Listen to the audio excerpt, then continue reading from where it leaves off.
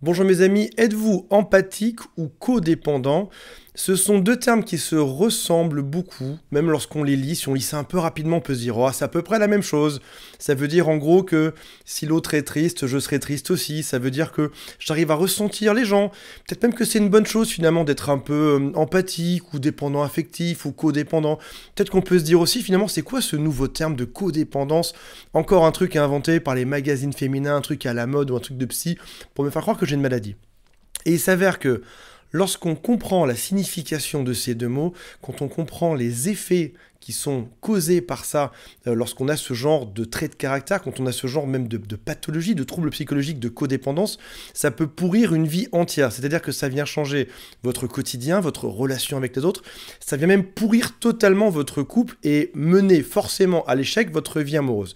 Donc je vous propose que on étudie dans cette vidéo aujourd'hui ces deux mots qui peuvent sembler très proches, mais qui ont des vies qui sont totalement différentes, pour voir si vous avez l'un, l'empathie, ou l'autre, la codépendance, ou peut-être un peu des deux. On va voir ensemble. Alors si je devais résumer l'un et l'autre, je dirais que l'empathie, c'est plutôt une qualité. C'est le fait de pouvoir ressentir ce que l'autre ressent. On peut imaginer par exemple une personne qui serait infirmière, si son client en face d'elle, si son patient en face d'elle est malade, elle arrive à ressentir ça, elle arrive à comprendre que son patient est malade et qu'il faut qu'elle lui donne des choses, des prescriptions, etc. Parce qu'elle a de l'empathie, elle arrive à ressentir ce que l'autre ressent. Jusqu'à là, c'est plutôt une qualité. Codépendance, on est dans totalement autre chose, on est plutôt dans un trouble psychologique. La personne qui est codépendante ne sera heureuse que si l'autre en face d'elle est heureuse également. Et malheureusement, si la personne en face d'un codépendant est triste, la personne qui est codépendante sera triste également. Et donc, elle va tout faire pour guérir, pour sauver l'autre, parce que tant que l'autre en face de lui n'est pas heureux, le codépendant ne sera pas heureux également. Peut-être qu'encore à ce niveau de la vidéo, on peut se dire « Ok, ça a l'air grave, mais pas si grave que ça ». Le souci du codépendant, c'est qu'il est attiré et qu'il attire à lui les personnes les plus toxiques de la planète, malheureusement. Les personnes qui sont du groupe B, comme ceux qui sont dramatiques, émotionnels, tout ce qui est pervers narcissique. On peut être sûr que dès qu'on est codépendant, on va attirer ce genre de personnes à nous à répétition. Donc je vous propose qu'on voit ensemble cette vidéo aujourd'hui en quoi ça consiste, si vous l'êtes ou pas. Et avant de démarrer, j'aimerais juste vous rappeler les 3 critères de base pour suivre cette vidéo. Si vous voulez écrire un commentaire, je réponds quasiment à tout le monde tous les jours, j'y passe des heures. Donc n'hésitez pas, mettez-moi un commentaire, ça me fera extrêmement plaisir de lire le vôtre. Il y a un quiz pour savoir si la personne que vous suspectez d'être pervers narcissique dans votre entourage l'est ou pas. C'est gratos, c'est dans la description qui est juste en dessous et également dans le premier commentaire. Troisième chose, si ça vous dit, abonnez-vous, ça me fait tellement plaisir de voir que mes vidéos ont du succès que n'hésitez pas, vous cliquez sur s'abonner et après ça sur le bouton cloche. Comme ça vous recevez avant tout le monde les notifications. Alors commençons par l'empathie. Qu'est-ce que c'est être empathique? C'est par exemple ressentir les choses plus fortement. Vous ressentez les émotions des autres. Si jamais vous voyez quelqu'un qui se fait mal, eh ben vous ressentez un peu ce mal. C'est quelque chose qui arrive en vous. Et vous pouvez comprendre l'émotion de l'autre. Si vous voyez l'autre heureux, vous pouvez aussi la ressentir et être heureux également. Vous avez de l'empathie pour l'autre et en gros, quand quelqu'un a une émotion, vous savez également la décoder. C'est un peu comme un espèce de super pouvoir où c'est un peu comme si vos sens étaient aiguisés et que du coup vous avez plus de facilité à ressentir ça. Prenons un contre-exemple, mon père, qui n'a pas, je pense, papa si tu me regardes, mon père qui n'a pas un poil d'empathie, si jamais il se passe quelque chose devant lui, que quelqu'un est triste ou super heureux, ça ne lui fera pas une grosse différence. On peut dire que mon père a peut-être un peu moins d'empathie que la moyenne. Papa, si tu me regardes, je pense que tu pourras que aller dans mon sens. Et avec tout l'amour, avec tout l'amour. C'est pas grave, t'es pas empathique, c'est pas grave. Deuxième chose, être codépendant. Être codépendant, c'est se sentir responsable des émotions des autres. Par exemple, si je vois quelqu'un qui est triste, je vais me dire, si cette personne est triste, c'est de ma faute. Donc non seulement je vais tout faire pour que l'autre ne soit plus triste, parce que je vais me dire que c'est probablement quelque chose que j'ai fait qui le conduit dans cet état-là. Et après ça, si l'autre en face de moi est heureux, dans ce cas-là, je serai heureux également. Donc ça veut dire que notre état émotionnel est totalement dépendant de l'état émotionnel de l'autre en face de nous. Donc, dans un couple, par exemple, on peut se retrouver à totalement s'abandonner pour le plaisir de l'autre. Par exemple, si jamais j'aimais faire quelque chose dans ma vie, un sport ou autre, mais que je vois que ça plaît pas à l'autre, que l'autre est triste, je vais totalement arrêter parce que ce que je veux, c'est avant tout le bonheur de l'autre. Si l'autre est heureux, alors je me permettrai d'être heureux. Tant que l'autre est triste, je serai triste également.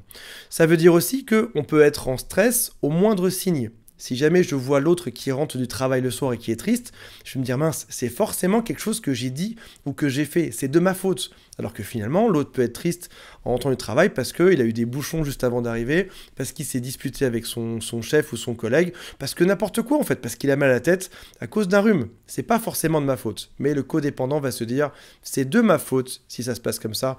Donc si je vois l'autre triste, je vais me stresser, je vais m'inquiéter et je vais tout faire pour qu'il soit heureux parce que tant qu'il ne sera pas heureux, je ne pourrai pas l'être non plus. Donc en gros, tant que l'autre n'est pas bien, je ne le suis pas non plus. Lorsque l'autre est enfin bien, j'arrive à l'être aussi. Et donc, ça va créer quelque chose qui est dysfonctionnel dans la relation amoureuse ou dans n'importe quel type de relation, c'est que j'ai besoin de réparer l'autre. Ça veut dire que par exemple, je ne vais me mettre en couple qu'avec des gens que je dois réparer, que des gens que je dois sauver, parce que lorsqu'ils seront très heureux, je pense que ça viendra de moi. Quand ils sont vraiment très tristes ou pas bien, je vais les choisir, passer plein de temps avec eux pour les aider, etc. Et c'est ce qui fait que dans un couple, on peut se retrouver à se dire « Pourquoi est-ce que j'attire toujours les mauvais? Pourquoi est-ce que je tombe toujours sur les pervers narcissiques ?» C'est tout simple. Pervers narcissique, c'est une personne qui va prendre en permanence. Une personne qui est codépendante est une personne qui va donner en permanence. On a un couple parfait qui vient s'emboîter l'un dans l'autre à merveille. Alors, d'où est-ce que ça vient? Ça peut arriver dans l'enfance. On peut penser par exemple à une mère qui était narcissique. On peut penser à un père qui était absent ou beaucoup trop présent. C'est là que le dérèglement arrive et qu'on a ça. Une mère qui vous dit ta mère est triste à cause de ton comportement, qui va répéter ça tous les jours pendant toute l'enfance. Qu'est-ce qui se passe à la fin? L'enfant pense qu'en effet, si sa mère pleure, c'est de sa faute. C'est lui qui a fait quelque chose de mal. En principe, on a tout ça dans l'enfance. Si jamais vous avez déjà vu des enfants qui sont dans une maternelle, lorsque l'un d'entre eux commence à pleurer, tous les enfants pleurent. Tous les enfants ressentent énormément les émotions de l'autre, et s'ils voient quelqu'un de triste, ils sont tristes aussi. Mais après ça, quand on arrive à l'adolescence et dans l'âge adulte, on est censé arriver à mettre un filtre, à mettre des barrières, et c'est ce qui fait qu'on n'a plus cette codépendance vis-à-vis des autres. Et malheureusement, quand c'est trop ancré dans l'enfance, quand un parent nous a un peu déréglé dessus, malheureusement, après ça, dans l'âge adulte, on garde ça, et donc du coup, c'est ça qui vient créer des relations qui sont complètement déréglées juste après. Alors, qu'on se mette bien d'accord sur le terme empathique. Donc, on a vu codépendant, c'est là où il y a un problème, c'est là où on attire les pires. Un empathique, ce n'est pas quelqu'un qui ressent et qui n'en a rien à faire. Tu peux être là, à côté de quelqu'un pour l'aider. Par exemple, si jamais tu vois que quelqu'un va mal, on va reprendre l'exemple d'une infirmière. Elle voit que quelqu'un va mal. Elle va donc ressentir que l'autre a mal. Elle sera là pour l'aider, mais elle sait très bien qu'elle soit heureuse ou triste, ça ne changera rien à son état. Elle sait aussi très bien que si le patient est malheureux ou triste ou s'il crie parce qu'il a mal à la jambe, ça ne changera pas son humeur. Si jamais elle était de bonne humeur le matin, elle sera de bonne humeur le soir, parce qu'elle est professionnelle. On parle d'une professionnelle, mais quand on pense aux gens qui sont en couple et qui ne sont pas professionnels, des fois ça peut être compliqué. Tu vois ton mari le soir qui est triste, on l'a vu tout à l'heure, tu vois ta femme qui le matin hurle un dimanche matin, tu peux dire ça y est, c'est de ma faute, j'ai fait quelque chose. Là, si on est codépendant, là où une personne qui est empathique ira peut-être juste te demander est-ce que je peux t'aider, est-ce qu'il y a quelque chose qui te ferait plaisir, etc. Si jamais l'autre dit non, très bien, reste triste, il n'y a pas de souci par rapport à ça. Donc par exemple, une personne qui est thérapeute ou un psychologue va travailler là-dessus. Il va travailler sur le fait de ne pas changer son état émotionnel en fonction de l'état émotionnel de l'autre. Un docteur aussi, imaginez, vous arrivez en pleurs chez votre docteur parce que vous avez appris une terrible nouvelle, vous avez une maladie, un cancer ou autre, et vous voyez le docteur qui pleure en même temps que vous en face de vous, ce serait bizarre. Vous direz non, écoute, il y a un truc qui est pas professionnel. Dans ce cadre-là, on conçoit bien. Par contre, dans le couple, on se dit, oui, mais c'est pas pareil, c'est un couple, je suis très amoureux de l'autre. Donc ça veut dire que oui, en effet, je suis quelque part responsable de l'état de l'autre, l'état émotionnel, de son humeur. C'est de ma faute. Donc en fait, non, pas du tout. Vous pourriez, à chaque fois que vous avez un doute, vous demander qu'est-ce qu'un docteur aurait fait dans ce cas-là. Qu'est-ce qu'il aurait dit? L'autre va mal? Tant pis, tu vas mal. C'est pas grave. Est-ce que je peux t'aider? Oui, non? Sinon, tant pis. Moi, je vais très bien. Alors, on va voir comment est-ce qu'on va faire pour sortir de ça et pour arriver dans un état qui est beaucoup plus stable ensuite, parce que la codépendance peut vraiment gâcher une vie. Ça peut être le fait de ne pas savoir dire non, parce qu'on se dit que si on dit non, l'autre va être triste en face de nous, nous en voudra, et dans ce cas, ce sera la catastrophe, parce que s'il est triste, on est triste aussi. Ça peut être dans le fait de se faire, passer au-delà de toutes nos limites, d'accepter beaucoup trop de choses, parce qu'on se dit, je vais accepter que l'autre me parle mal, me fasse du mal, parce que ça le rend heureux, et dès qu'il sera heureux, je serai heureux également, et on arrive dans un cercle infernal. La première chose qu'il faut apprendre, c'est laisser aux gens avoir des émotions.